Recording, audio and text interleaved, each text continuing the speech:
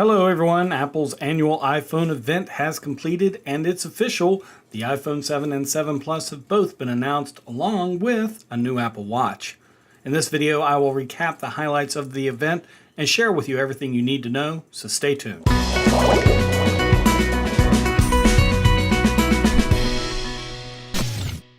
Okay, first things first. The iPhones have gained another color to the lineup, and this time a beautiful new jet black. One note of caution, Apple is recommending you get a case if you get the new jet black finish, saying that it will scratch easily, and we wouldn't want that to happen. Take it for what it's worth though. I'm actually very impressed with this year's event. Apple seems to have really gone above and beyond by adding a bunch of capabilities to the iPhone 7 that I didn't expect them to actually pull through. It seems that many of the rumors became true this time. Let's start off with something that I thought was kind of interesting. Apple's announcement started with some updates to the App Store, and Mario is coming to iOS. So if you're a fan of Nintendo, there are going to be more games coming in the future. Also, Pokemon Go for the Apple Watch. So now not only can you catch Pokemon on your iPhone, but you'll be able to do it on your Apple Watch as well. There are going to be some cool enhancements, like when you're walking, you can use your Apple Watch to get alerts, along with some other good stuff. So none of this would be possible with an Apple Watch without improved internals, and because Apple was so very happy with sales of the first generation, they wanted to improve upon it where they could. They have named this Apple Watch Series 2, and it is now water resistant up to 50 meters, so swim proof is what Apple is actually calling it, and you can actually use it in the water. Apple made sure and tested it extensively. It has all the seals and waterproofing necessary to perform in the real world. The speakers are really neat. They eject water with a certain frequency, so after a swim, the Apple Watch emits a frequency that's going to eject all of that water out. As for the rest of the Apple Watch 2 hardware, there is a new S2 chip with dual-core performance as well as a faster GPU. This thing is going to be much better at animations. There's a new display that is twice as bright as the current Apple Watch with 1,000 nits. That's a lot of nits. In fact, it's the brightest display Apple has ever shipped on any product and will really help in those direct sunlight situations. There's also built-in GPS, so now instead of using cellular connectivity, you can track your workouts and do a whole lot more without your iPhone. So it's less dependent on the iPhone. There's also a new material, ceramic, which is 4 times harder than stainless steel. It comes in a really nice white look, and of course, there are some Hermes bands. So that's Apple Watch Series 2. Now, a cool thing about the first series Apple Watch, they are sticking the same S2 dual-core processor inside of it and keeping the price point low at $269. The new ones are starting at $369.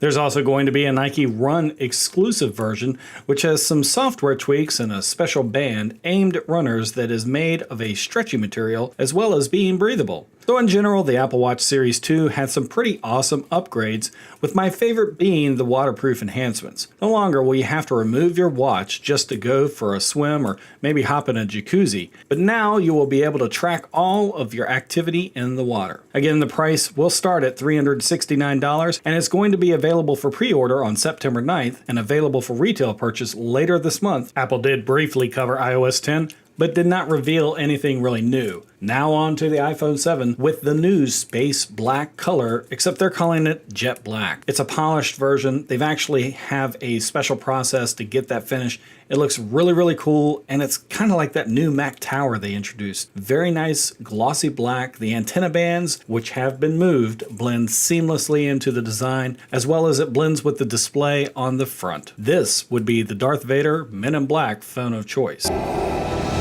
There's also a matte black version as well as the usual other colors. So Apple had 10 key points that the iPhone 7 will ship with, and the first one was the design. Next is the home button, which now will have a 3D touch-capable home button with an upgraded Taptic engine. So now you will be able to simulate a press without actually needing to have a physical home button. Next up is IP67 water resistant. So this means you will no longer need a case while jumping into a pool or using it in the shower, which is pretty awesome. The big surprise was that this does have a dust resistance. That's the 6 in the IP67. It's protected against dust, and the rating is up to 1 meter for 30 minutes underwater. So not quite the Apple Watch Series 2 level, but an awesome add even so. Now, the camera has had some pretty significant updates to it, with a huge focus of the iPhone 7 on low light photography and being able to capture images better in low light, so it's got an optical image stabilization on the standard 4.7-inch model. As predicted, there's a wider aperture for capturing light better, especially in low light areas. A 6-element lens and an improved signal image processor is much better as well. Now you're getting 60% better improvement and a 30% reduction in power usage, and just as predicted, the flash unit is now a quad LED for a 50% brighter flash, and it has a cool new feature called flicker detection. So if there's a light source and it's flickering, it's going to compensate for it, which will make your pictures appear better. Apple gave us a demo of the photography, so we got a look at some images in the high quality,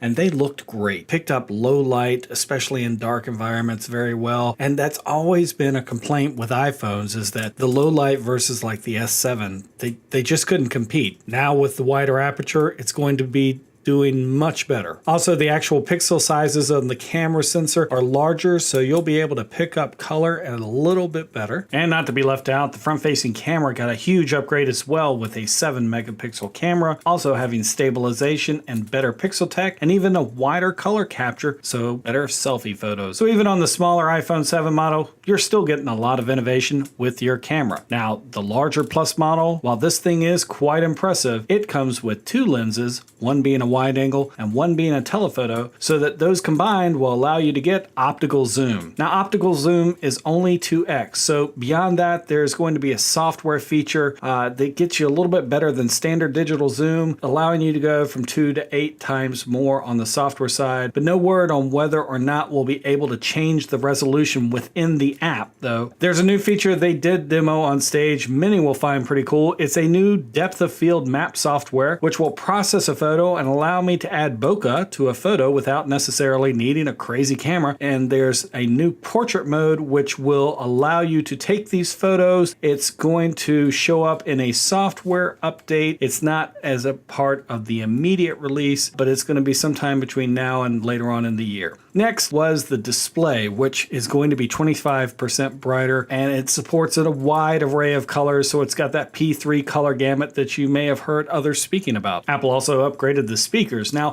one of them on the bottom is still fake. However, they did add one in the actual headset speaker, which will allow for a wider sound. It's going to be a lot more immersive. Apple did talk about why they're going wireless and getting rid of the headphone jack, saying that it's just old tech, and they wanted to make room in the iPhone for future technology. And well, space comes at a cost when you're in such a small little space of design. So they wanted to make sure that they were maximizing it as much as possible. So they decided to go wireless. And with the new Airpods, they were able to achieve that. They have an impressive 5 hours of battery life from each one. They can be used simultaneously or they can be used individually. They have the new W1 processor, custom Bluetooth chip. It's got infrared sensors so they know when they are in your ear, and they've got accelerometers. The way you actually set the AirPods up, Apple took care of that. They made it pretty cool as well, and very, very easy for anyone. You just open the case, put it right next to the phone, and it will begin to set up immediately. No software controls, nothing like that, and there's a very seamless experience between all your devices. The amount of technology Apple shoved into these little headphones is very impressive. Absolutely jam-packed with sensors. But these things are small, I mean tiny, and can you imagine how easily it will be to lose them? 24-hour battery life using the actual case, and you'll be able to charge the case with a lightning cable. Apple did also upgrade the rest of the Beats lineup with the new W1 chip as well for seamless integration with all your devices. And the Beats Solo 3 are going to feature 40-hour battery life. Point number 9 was specific iPhones in Japan for their version of Apple Pay, and I believe it's called Felica. is going to be available later in October. So that's a very hard word on just iPhones in Japan. And finally, we get to performance. This one is super impressive. So the Apple iPhone 7 and 7 Plus have the new Apple A10 chip. It's now quad core, and we're getting 2 processors that are based on efficiency and 2 on high performance. In general, it's 120 times more powerful than the very first iPhone. 2 of these cores are going to run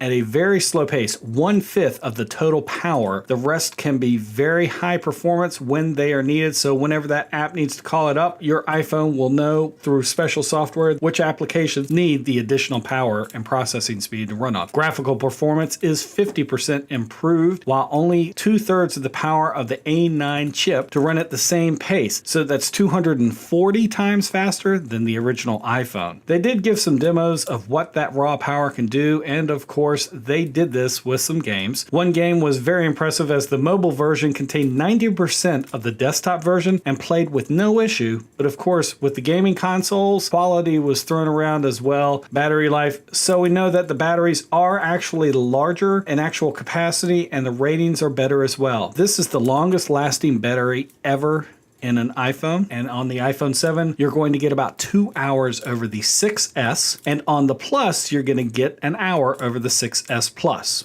So these are the iPhones, and this is what they can do. Mainly the color is the biggest change, and the cameras. Besides that, a little refinement everywhere else, and performance is a really big one as well. But again, I gotta say, I'm pretty impressed. I like this release. This is a very good one, more than I thought the iPhone 7 was actually going to be. So early on with the rumors that were popping up everywhere, it wasn't going to be as big of a deal. But now that it's out, this thing is going to be a killer. It's going to outperform every smartphone on the market, as Apple has said. It's got the best camera on the market as well. This could possibly be the best smartphone you can buy. So when can we actually get this? Starting this Friday, September 9th at midnight Pacific, 3 a.m. Eastern, you can do a pre-order. That's right, September 9th, midnight Pacific, you can start pre-ordering this. Prices are staying the same for the iPhone 7, starting at $649. Apple did make a little bit of a joke saying that they were going to start at 16 gigabytes, but they actually are going 32, 128, and 256. The S6 gets bumped down to the middle class, and of course the iPhone upgrade program, that's still in effect, and the iPhone SE is going to be available as well. The actual getting your hands on release date will be September 16th. iOS 10 will drop on September 13th, and the Airpods are going to be later in October. So that's my quick review of Apple's 2016 iPhone Watch event with the iPhone 7, 7 Plus, and Apple Watch. Will you be getting a new watch or iPhone? What is your favorite new feature? Let me know what you think down below in the comments. I would love to hear from you.